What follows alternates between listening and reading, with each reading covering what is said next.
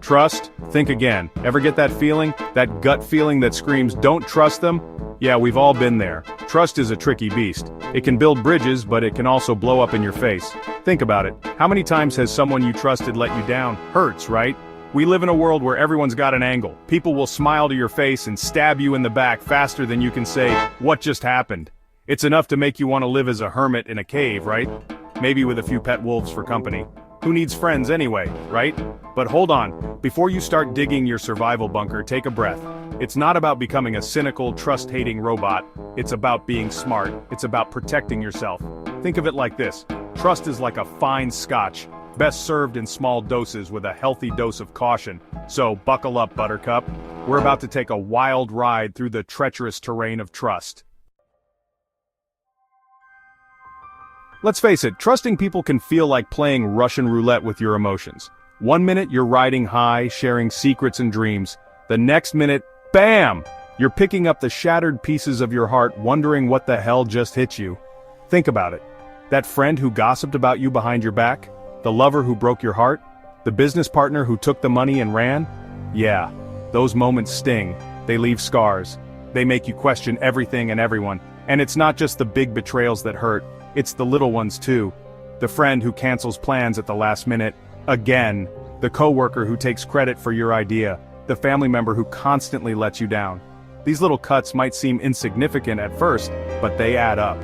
They chip away at your faith in humanity. The worst part? Trusting blindly can leave you vulnerable to manipulation, abuse, and heartache.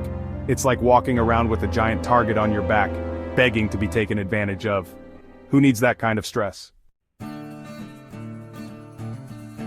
Let's get real, folks. We've all got trust issues. It's not just you, it's not just me, it's everyone. Don't believe me?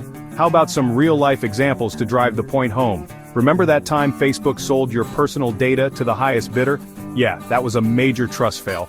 Or how about that politician who promised the world and delivered nothing but empty promises? Trust gone wrong. And let's not forget about all those celebrity couples who swore their love was unbreakable, only to break up in a very public, very messy divorce. Talk about a trust implosion. But it's not just the rich and famous who experience trust issues. These things happen every day to everyday people. The guy who gets catfished online. The woman who loses her life savings to a scam artist. The family torn apart by betrayal and lies. It's enough to make you want to swear off trust altogether. These stories are a stark reminder that trust is a fragile thing. It's easily broken, and once it's gone, it's damn near impossible to get back. So, the next time you're tempted to trust someone blindly, remember these cautionary tales. They might just save you a world of hurt. Section 4. The Trust Traitors, Inside the Mind of a Betrayer. Why do people betray trust? It's a question that has haunted philosophers, poets, and regular folks like you and me for centuries. Is it in our nature to be deceitful? Are we all just wired to screw each other over? Well, it's complicated. Here's the thing. People are selfish. It's in our DNA. We're hardwired for self-preservation. And sometimes that means putting our own needs ahead of others, even if it means breaking trust. It's not pretty, but it's the truth. But it's not always about malicious intent. Sometimes people betray trust out of fear, insecurity, or even love. They might be afraid of losing something important to them, like their job, their reputation, or their relationship. Or they might be trying to protect someone they love, even if it means hurting someone else in the process. Whatever the reason, betrayal is a painful experience for everyone involved. It can leave you feeling hurt, angry, and confused.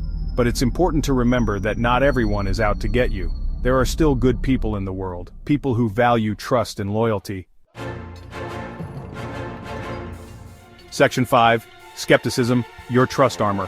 Alright, so, we've established that blindly trusting everyone you meet is about as smart as wrestling a bear in a phone booth. But does that mean you should become a hermit and live off the grid, trusting no one? Well, you could, but there's a better way.